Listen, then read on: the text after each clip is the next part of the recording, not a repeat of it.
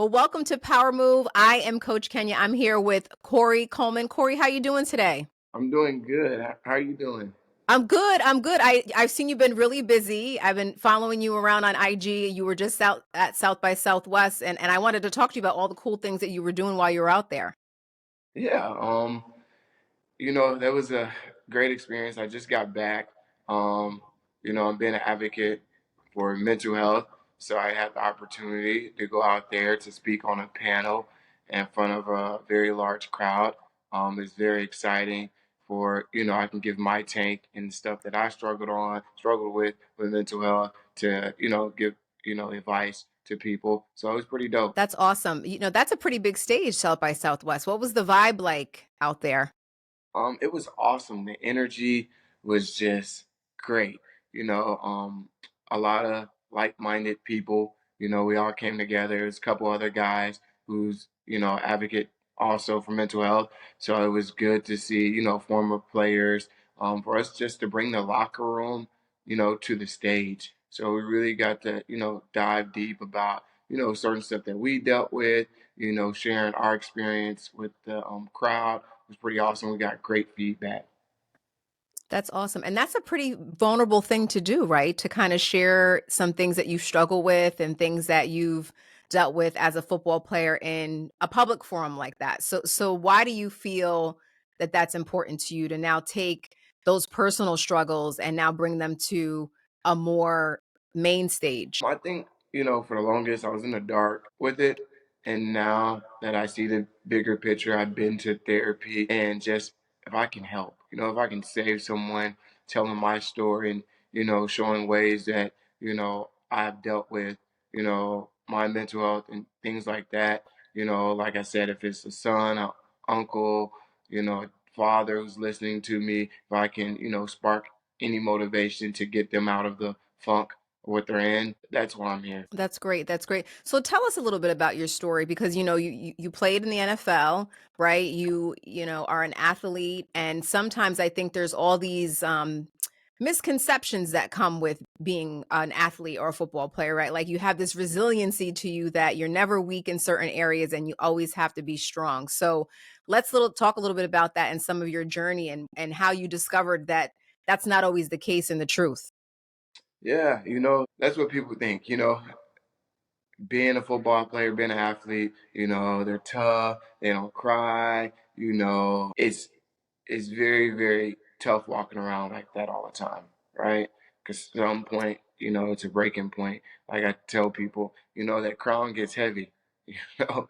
So and with me, after I got done playing and stuff, I felt these symptoms. I felt them while I was playing. I just, ignored the signs, right? Because Mm, we're taught we're not allowed to cry. We're not allowed to, speak about certain stuff, And, once I got help and went to this facility and did therapy and stuff, I actually I cried and it felt weird. It felt weird to me when I started crying.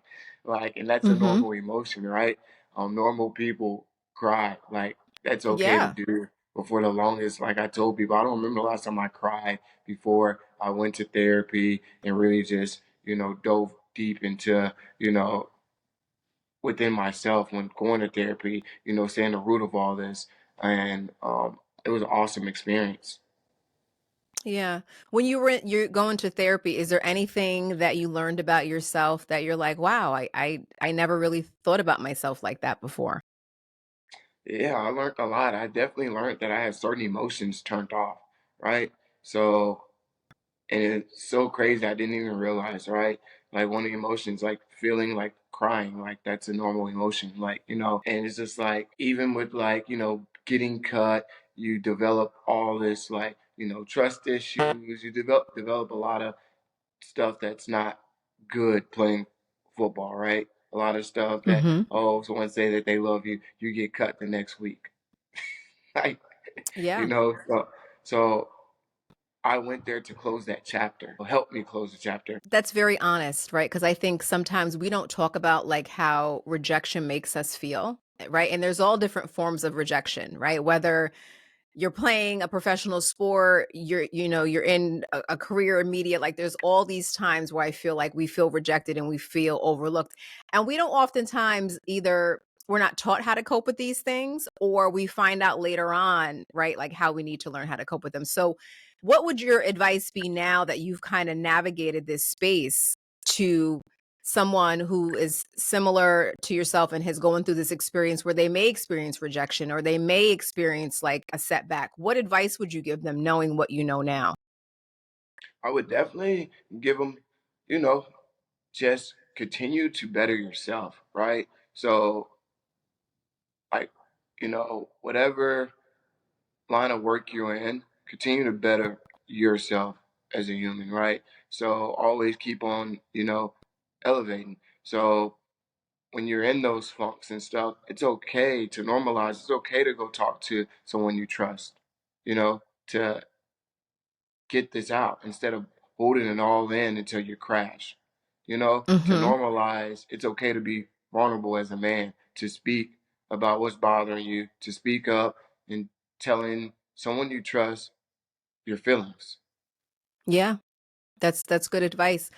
And I would say too, like, now that you look back on your journey, I mean, football has continued to open up a lane for you, right? Because maybe if you wouldn't have had these experience, playing as an athlete, you wouldn't necessarily be able to speak to this. And I know this is a common thing amongst players. Like it's interesting you said early on in the conversation about bringing the locker room, those conversations to the main stage, right? Had you not gone through the journey and these experiences, you may not be as well equipped to be speaking to, people who are going through something very similar to you or what you've experienced.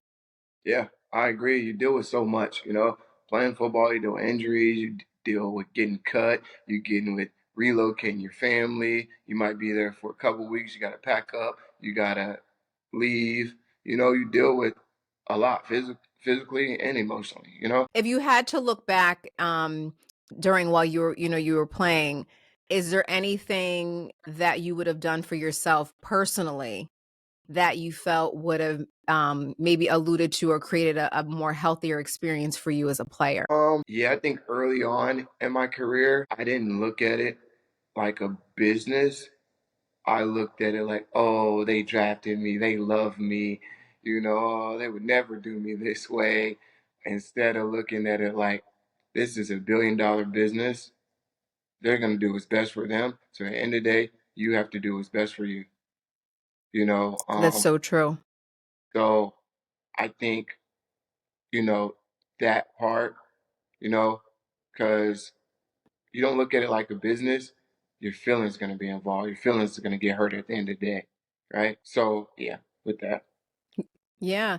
And I don't think people realize too, because I think about this. So my son grew up playing football since he was like 5. And then when he got to college in his final year of his senior year, and he was like, Mom, I don't want to play football anymore. And I'm not interested in going to the NFL. I was a little like sad and I was a little heartbroken from that. Right. But then, I've been having these conversations with professional athletes about all the things that go into this industry and how so disposable it can be with Yeah. players. It's, Right. yeah. And I'm kind of like, I don't know. I felt like, you have to do what's best for you. And it helped me understand his decision a lot more. And I get it. I understand it so much now, right? More than I did before, because like you said, it is a business, right? And people are always going to move in their best interest and what's good for them. So, I would say to you, like, if you had the opportunity now to give your, I guess, well, because you're still pretty young, right? And that's the other thing too, is what people don't realize is that you guys go into this so young, right? And you have to make all these important decisions so young and have all these experiences so young. So what advice would you have given to the younger version of yourself? Like, let's bring it back to draft day, right? Like all those emotions that were flying, like what would that self-talk be now that you know what you know? Um, it would definitely be. I take it back to draft day and stuff. And if I could, like you said, I would definitely be have fun with it, enjoy it. It's not gonna last forever, and you never know when it can end playing the sport, right? when I was young, I'm thinking that it's gonna last forever. You know, I'm thinking that this is my life, right? At the time, now that's what I did. That's not who I am, right? I did Mm. that. I closed that chapter, you know. But a lot of football players, they get done 20s, you know, early 30s if you're lucky. You have a lot of life to live, like a whole Yeah. lot of life to live, right? And I think a lot of guys struggle with after they get done playing football because they got to find in their head another purpose, you know, something else, you know, to do. Because when you play football, everything is scheduled out for you, right? Everything's on a schedule. You know, it's like you're being handicapped to the real world, you Mhm. know. Mhm. So that would definitely be my advice, you know, and luckily, you know, that I have great people around me who instilled this in me with like I'm just continuing to grow, continue to elevate. That's awesome. So let's take it back for a second. So that first 30 days outside of not playing football, what was that like for you? Whew, it was tough, you know, but I was prepared for it because when I first got cut, it really, you know, opened my eyes. Like, dang, this could be it. When I tore my ACL, opened my eyes. Like this could be it. So I'm like, okay, you know, I gotta figure some stuff out. I gotta put some stuff in place. So when I'm done, I can walk away with this game with something I can leave on my terms and I can be happy. That's good. That's great that you already had mentally prepared yourself for that. I guess if you had you know other players who are kind of going through that, like what advice mindset wise would you give in terms of that preparation? Like what did you do specifically to say, listen, I have to really set myself up here mentally because this could be kind of catastrophic. Well, I'm gonna give you my story. What really took a toll with me, right? I tear my ACL. I'm on the Giants, right? I'm doing good in off season. This is like, okay, this is gonna be my year on the Giants, right? I'm starting to find my groove back. I feel like myself again. Boom, come first day of camp. I think second day of camp, I tear my ACL, right?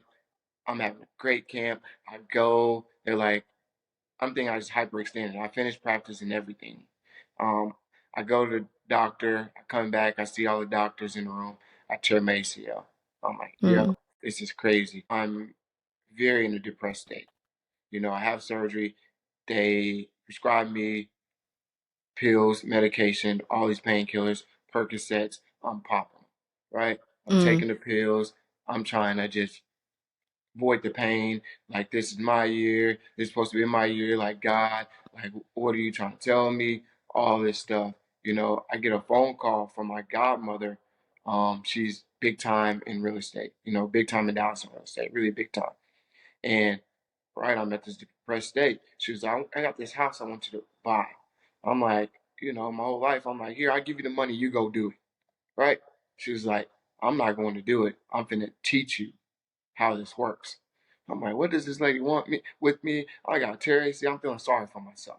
Right? I'm Mhm. taking these Mhm. pills. I'm sleeping all day. I'm feeling sorry for myself at the time. And then she's like, come to Dallas. I'm gonna show you. So I catch a flight to Dallas and stuff. She's like, this is the house I want you to buy. We're gonna fix this stuff. I'm like, at the time, I'm not even interested. I'm like, I can just give you the money and you can just do it for me. Yeah. And she's like, no. She's like, look, we're gonna pull this carpet up. This is what's gonna happen. We're gonna get contracts, so we're gonna pull this carpet up. We're gonna change the paint in here. This bathtub has to go. Put a new bathtub in.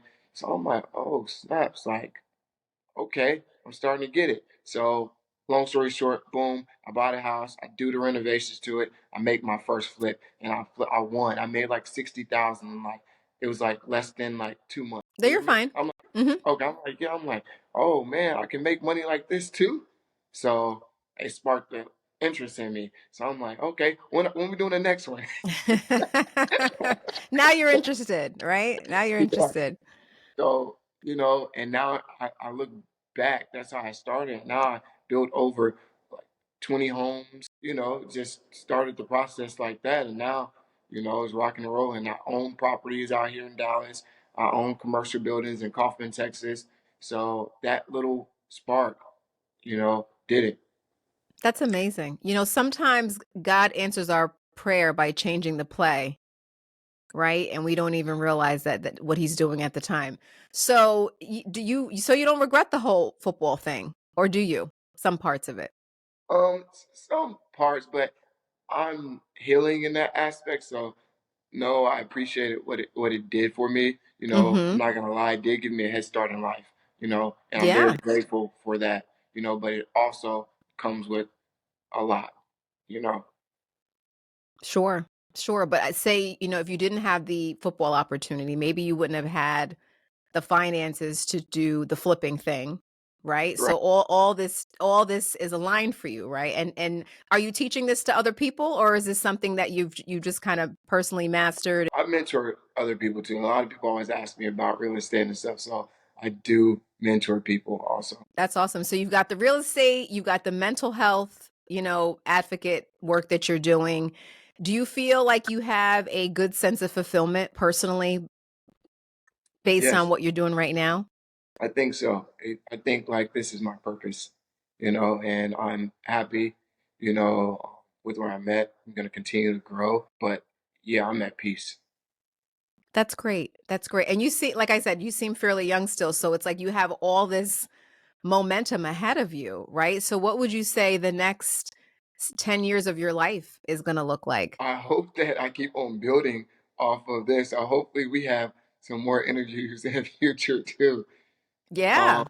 no, but definitely just to continue to grow my businesses. I own a fitness gym too, Mhm. out Oh, here. right. Yes, I did see that. So tell me about that because that's awesome. Fitness is obviously huge and like people want to be well. So that's a great lane.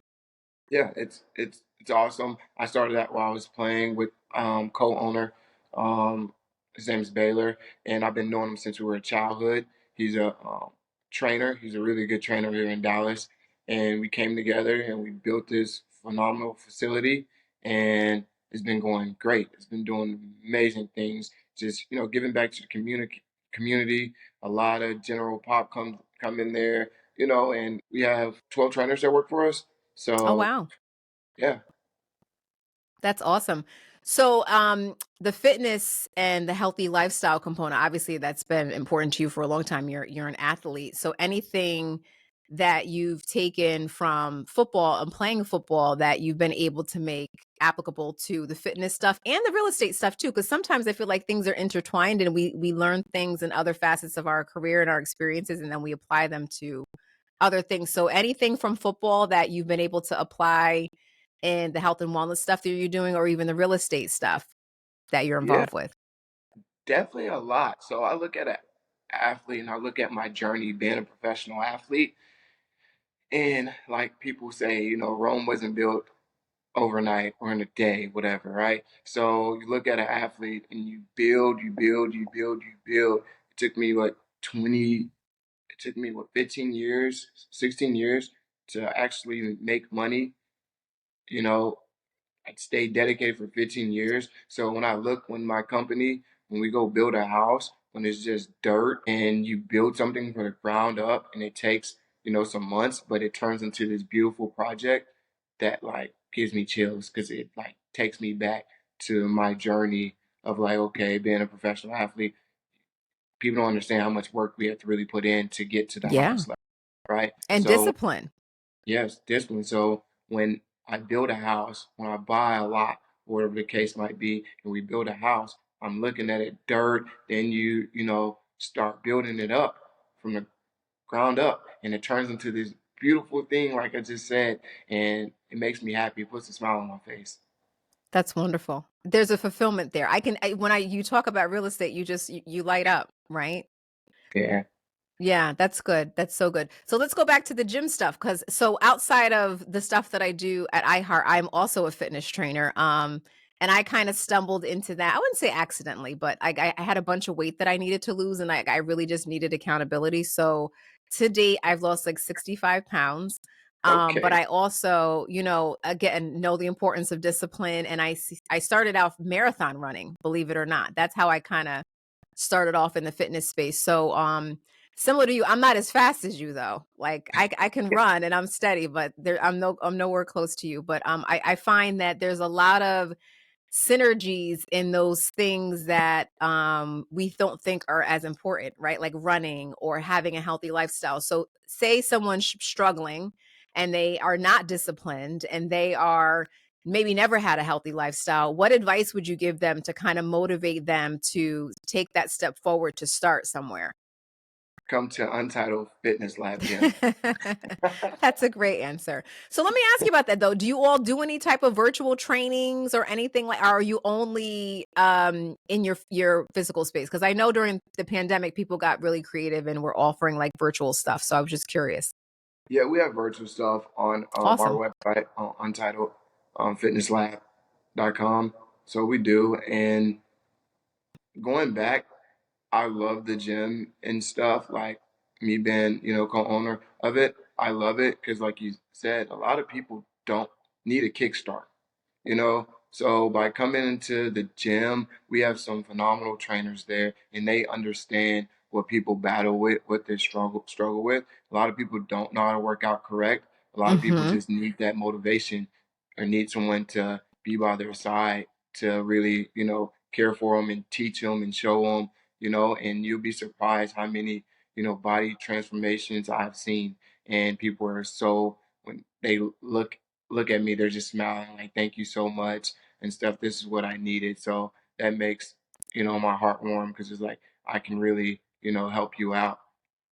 Yeah, and you're doing that too, even with the mental health stuff. Like what people don't realize, and maybe they do, like mental health and physical health are all tied together, right? Everything is happening up here in your mind. I feel like the work with people and just in general is always your mindset first, right? Like equipping your mindset and getting that into a certain place because you could go to the best gym, you could have access to the best trainers, the best equipment, the best resources. But if like you have a poor mindset, like it's going Yeah, to be really hard for you to get the results that you want or maybe maintain, right? And get to a certain level you want to get to. So I love that you're working in both spaces because I feel that they're so cohesive to one another.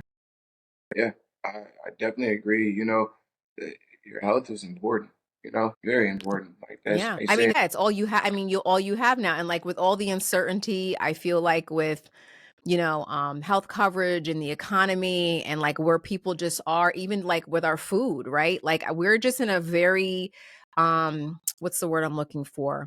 I hate to use uncertain, right? Because I feel that, God is good, but at the same time, like we have to equip ourselves to like take care of ourselves well, right? And I think at the end of the day, like we have to learn how to be self-sufficient, resourceful, understand food, understand what health really looks like because there's two ways. There's medicine, right? And then there's like really, a health journey that your body can benefit from. So, I appreciate the work that you're doing in both spaces. thank you. Yeah, good stuff, good stuff. Well, anything else that we should know about you? I feel like you have all these wonderful things going on. I love what you're doing with your platforms. Where can people connect with you? Definitely, they can follow my Instagram at Corey Coleman. Twitter is the Corey Coleman. So thank you so Awesome. much for Oh, thank having you me. for this. This was like super helpful. It was great learning some more about you. I have these conversations and sometimes we talk about football, which football's cool, right, to talk about, but I love all these personal stories that come out of what we do professionally, right? So I appreciate you being so transparent today and being here with me on Power Move. I am Kenya Gibson here with Corey Coleman.